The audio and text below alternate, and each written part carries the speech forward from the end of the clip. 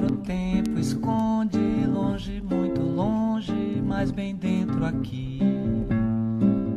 Todo mundo! Eu sou a Gaia Passarelli e esse é o Mas Você Vai Sozinha? Um papo semanal sobre viagem e outras coisas mais. O que eu quero fazer nesse podcast, pelo menos nessa primeira temporada, é falar sobre vários assuntos com uma seleção bem eclética de convidados, sempre usando o tema viagem como ponto de partida para falar de outras coisas mais. Aqui a gente vai poder falar sobre comida, sobre viajar sozinha, sobre viajar acompanhada, sobre política, por que não? Estamos nesse momento. A gente vai poder falar sobre arquitetura e urbanismo também, que é o tema de hoje.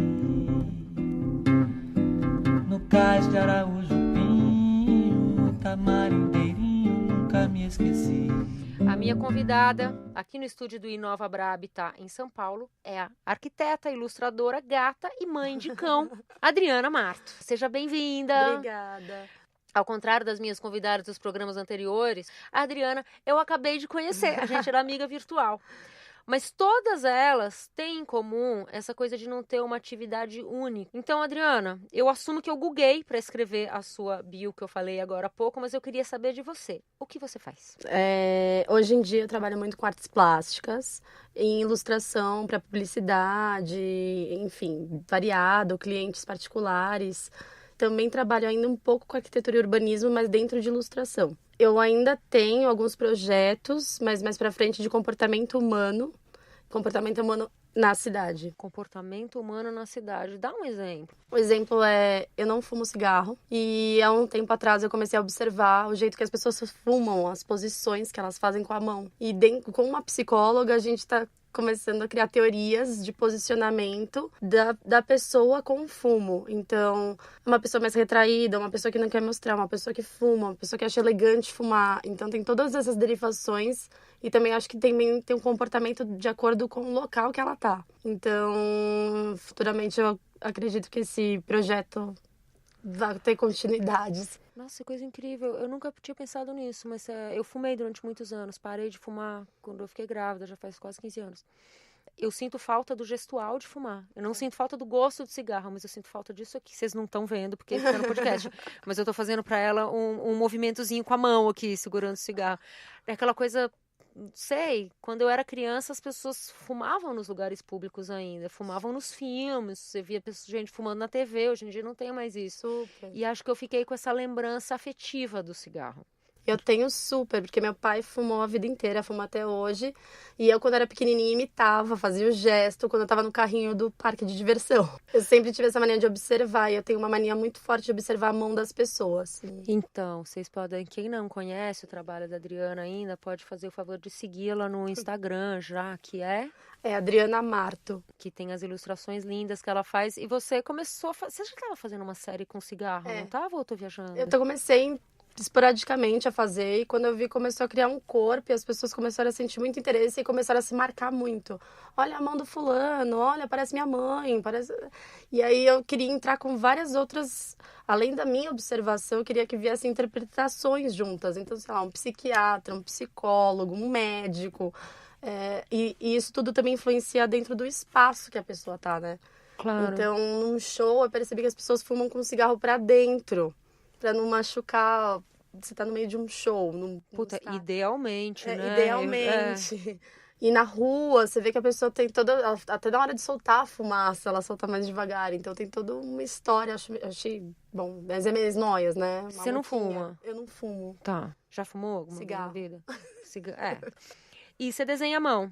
Sim. Você usa algum suporte digital? Não. É 100% à mão. Eu sou zero à esquerda no computador. Então, por isso que o teu livro... A Adriana tem um livro, chama Meu Refúgio Perfeito, que é um livro de colorir. Isso, que é 100% à mão, com ilustrações botânicas. Eu fiz questão de serem ilustrações botânicas nacionais. Então, são flores nativas da América do Sul. Ele é 100% à mão, ele só foi escaneado, tratado para impressão, mas nenhum das ilustrações foi vetorizada. Cana doce, santo, amaro, gosto muito raro, trago em mim por dia. E você desenha muito São Paulo? Sim, eu fiz arquitetura e urbanismo numa faculdade praticamente de grade urbanista forte, que é a Escola da Cidade. E eu comecei a criar uma paixão por São Paulo muito ligada à história da faculdade também, porque o estudo de deriva, de se perder na cidade de São Paulo de propósito para conhecer novos espaços e desenhos cegos sobre a cidade, isso começou a me trazer uma paixão muito grande por aqui. Que eu sempre gostei muito, nunca me imaginei fora de São Paulo. As pessoas sempre... Meu pai e minha mãe são portugueses e sempre houve uma pergunta do por que você está fazendo aqui? É muito fácil para você já tem casa em outro lugar. E eu nunca tive o desejo de ir embora daqui. Eu já tentei, eu fiquei 4 meses em Lisboa, mas não foi para mim mesmo. Eu tentei com 19 anos, mas eu vi que eu tenho uma ligação que eu nem sei explicar com São Paulo. E é por isso que eu acho que eu entendo a Lina, quando ela falou, eu vou ser radicalizada e viver e morrer aqui. Porque São Paulo tem uma energia e oportunidades que nenhuma outra megalópole que eu vi tão forte quanto aqui. Quem não sabe, a Lina que ela tá falando é a Lina Bobardi, arquiteta ítalo-paulistana, que entre muitas outras coisas projetou o MASP, que talvez seja nosso cartão postal principal hoje, você acha? É porque como a Paulista hoje em dia é considerada a avenida principal de São Paulo, o MASP com certeza é uma obra ícone dentro da avenida. 2 anos atrás eu recebi um grupo de blogueiros de viagem sul-americanos aqui em São Paulo, e a pergunta deles era, a gente não conseguiu entender qual que é o principal cartão postal de São Paulo. Falou, cara, talvez não tenha um. Tem alguns. Mas não é que nem Nova York tem a Estátua da Liberdade, Paris tem a Torre. Em São Paulo a gente tem algumas coisas. E são prédios, né? São prédios. E por favor, não é a Ponte Estaiada. Mas qual que é o problema da Ponte Estaiada? Eu acho que assim, tá tudo bem, mas num cartão postal, se é a Ponte Estaiada, eu acho que a gente tem tanta coisa boa e maravilhosa pra mostrar também. Pode ser, mas dentre outros, assim. Você acha que ela foi feita pra isso? Ela foi feita pra servir de fundo pro estúdio da Globo, né? Eu acho que entra por isso também. Assim, é uma Ponte Estaiada. Tipo, pode ter sua beleza, não tem problema nenhum, eu entendo, tem uma magnitude, mas tem tantas outras obras tão lindas e tão legais em São Paulo. Por exemplo, o viaduto seria um cartão postal maravilhoso e não é. Ele tá ali no final, o viaduto do Artacho Jurado, que tá no final. Você segue a avenida, ele tá ali, uma obra monumental, parece um disco voador em cima parado, mas ninguém nem dá tchum.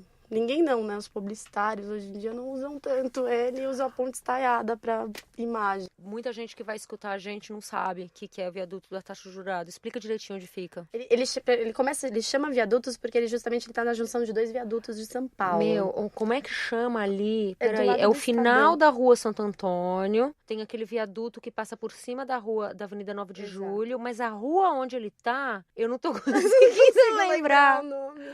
Tudo bem. Mas é ali. Sabe, quem já comeu no Estadão de madrugada? Isso, é aquele prédio bonito aquele que prédio vê dali. Bonito. No final, quando você sai do Estadão, você olha pro seu lado direito, ele tá lá sozinho te olhando São Paulo inteiro.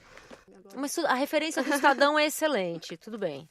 Aquele prédio em cima do Estadão também, não, o do lado, do Hotel Jaraguá. É o... Que tem um relógio. Ali é legal também. Mas quais são os seus prédios preferidos em São Paulo? Porque é engraçado, né? São Paulo tem cerca de 130 parques, incontáveis praças. Eu sei, esse 130 é porque eu precisei fazer essa reportagem agora há pouco, eu fui atrás desse número, são um número real. Os nossos parques, ao contrário do que muita gente fala, eles são super frequentados, eles ficam lotados aos finais de semana, Sim. Tem espaço para ter mais parque. A gente tem bastante área verde, a gente tem... Tudo bem que elas estão mais concentradas em uma ou outra área da cidade, mas tem bastante. Mas quando a gente pensa em São Paulo, a gente pensa em prédio. Pois é. Eu gosto muito dos prédios de convívio, que eu acho incríveis as obras novas, tipo o Moreira Salles, hoje em dia eu acho um prédio incrível, de últimos prédios construídos. O Sesc Pompeia, eu acho ele maravilhoso. Que é outra obra da Lina Bobardi. Desculpa, gente, eu não tô puxando o saco dela. Eu acho os prédios também de habitação maravilhosos, tipo o Louvre, que tá de frente pra Praça... Pra Praça da República.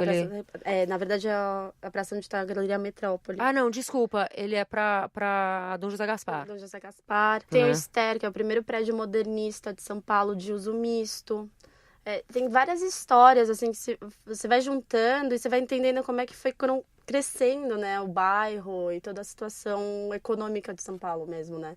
E a migração dos polos. Isso que eu acho mais legal, mas essa época que começou a viver o centro mesmo de São Paulo, com as construções de prédios e Eu acho que assim, do Higienópolis para baixo, eu consigo te falar uns 100 prédios que eu sou apaixonada. Ali em Higienópolis é riquíssimo. Agora, a arquitetura é uma ferramenta para entender o tempo, né? Uma ferramenta para contar a história. Você estudou a relação entre ditadura e arquitetura? Estudei. Eu fiz 2 anos com um curso pós, junto com a faculdade, em ditadura e arquitetura dentro de Chile, Argentina e Brasil. E, na verdade, assim, o comportamento da... Desculpa. O comportamento da cidade, ele altera muito de acordo com o sistema político que a gente vive. Então, aí entra de novo também a história de comportamento humano e como você usa a arquitetura para o bem ou para o mal. Porque foi como a gente já tinha acabado de conversar, levantar os prédios. Antigamente, os muros era um limite de terreno, não era uma proteção ou um demarque. Na verdade, era para você demarcar um terreno e, assim, até hoje tem uns prédios resistentes aí sem os muros altos. Mas depois que você entra nos anos 80, 90, você começa a subir aqueles prédios, ou mesmo na ditadura, os prédios públicos abertos que subiram muros para justamente as pessoas não terem para onde escapar. É muito triste pensar nisso, tipo aquele murão da USP, ou os próprios muros do Mackenzie, eles subiram muito tempo depois da própria construção.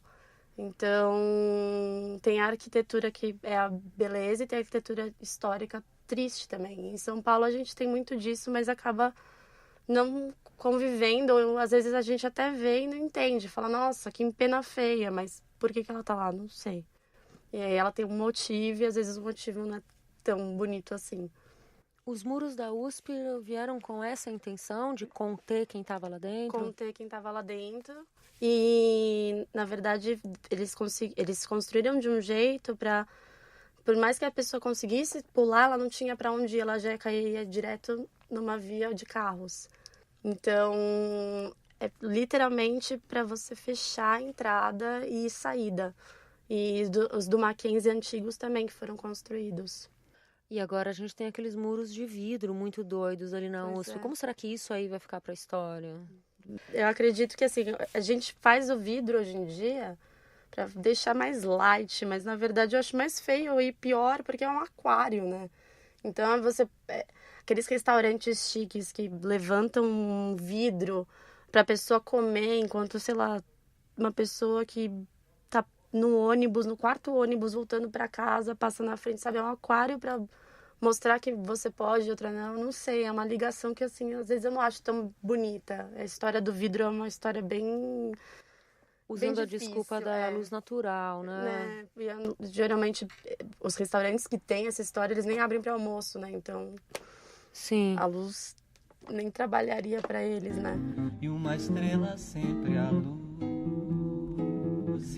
Eu achei uma citação muito boa sua, numa entrevista tua que eu li, que é no projetocuradoria.com, que a pergunta é: qual que é a sua maior motivação para criar? E você responde que é viajar. Sim. E, inclusive, viajar dentro da cidade. Isso é uma coisa que você faz muito, viajar em São Paulo? Sim. Eu gosto muito de me perder.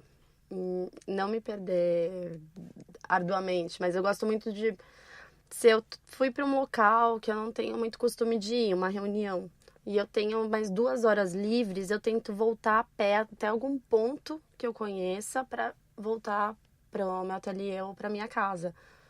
E essa história de andar a pé, eu também pedalo. Então, a bicicleta e o andar a pé em São Paulo me trazem muita informação nova de local, de restaurante, de lojinha, de... até mesmo construções, tipo, Bom Retiro eu fui aprender a conhecer a pé por conta do IFAM que eu trabalhava, então eu sempre andava a pé para dentro do Bom Retiro. E, sinagoga abandonada, que dava para entrar, uns negócios assim, eu nunca nem tinha entrado numa sinagoga na vida.